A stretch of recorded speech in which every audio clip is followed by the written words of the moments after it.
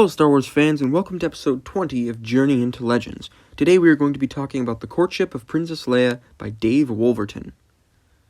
The Courtship of Princess Leia was released in 1994 and details the marriage of Han and Leia, showcased in books like the Thrawn and Jedi Academy trilogies. I'm really excited to get into this book. From what I've heard, it's a romance novel, and although I'm not a huge fan of that genre, I do appreciate whenever a Star Wars book is unique and different.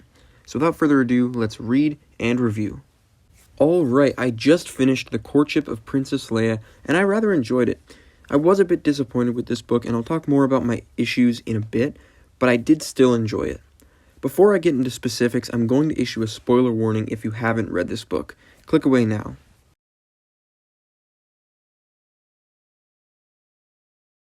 So the main conflict at the beginning of this book involves the New Republic allying themselves with the Hapan Cluster against the forces of the Imperial warlord Zinj. At the forefront of this alliance is an arranged marriage between Leia and Prince Isolde of Hapes, which sparks an intense love triangle between Leia, Isolde, and Han. This entire plotline was extremely irritating to me both narratively and conceptually. If you've seen my reviews for the Jedi Academy trilogy, you'd know that one of my biggest issues with that trilogy was how incompetent the characters were. I had a similar issue with this book, but instead of everybody acting stupid, everybody was simply an asshole. Han is an asshole, Isolde is an asshole, Leia is an asshole, everybody is an asshole, which makes this book really frustrating to read because you end up not wanting to root for anybody.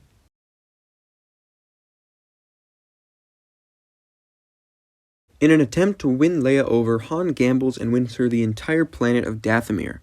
When she doesn't fully appreciate his gesture, he decides to use a mind-controlling gun to kidnap her and take her to Dathomir against her will. Once again, Han is an asshole in this book. Eventually, Luke and Isolde make their way to Dathomir to save Leia, but everybody ends up ambushed by Imperial forces and stranded on the planet. They discover that the world is inhabited by Force-sensitive witches, some of whom belong to an evil clan known as the Night Sisters. Luke and Isolde meet one of these witches, named Tenennial Jo, who complicates matters and turns what was a cliched love triangle into an awkward love hexagon of sorts. Isolde and Han both love Leia, Tenennial loves both Luke and Isolde, and both of them have feelings for Tenennial. There's a lot of sexual tension in this book. Well anyways, on the planet, a civil war breaks loose between the Singing Mountain clan of Dathomir and the Night Sisters. I really enjoyed the world building of Dathomir as a planet, and the idea of the witches and the Night Sisters and the domestically trained Rancors. All of it is really interesting and honestly redeemed this book for me.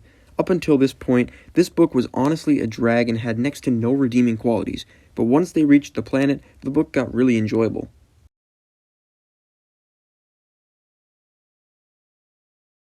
Another issue I have with this book is that the villains, Geth Zirian and Warlord Zinj, are talked about a lot, but hardly ever show up, and when they do, their appearances are nothing but anticlimactic.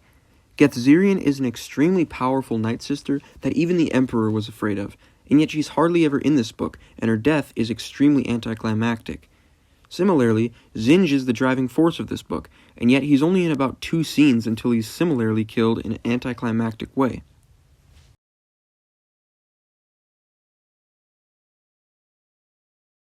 Overall, I had a fun time with this book, but everything leading up to Dathomir was boring, and I had a hard time getting into Wolverton's writing style.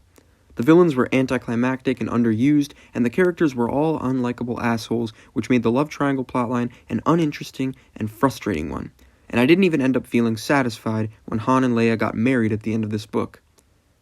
I've decided to give this book a 79%. It's a fun, relatively harmless book, but it's got a lot of issues that made it a hassle to get through at times. I hope you guys enjoyed my review. Don't forget to like, comment, share, and subscribe, and stay tuned for my next video where I'll be reviewing the most infamous Star Wars book ever written, The Crystal Star by Vonda N. McIntyre. See ya.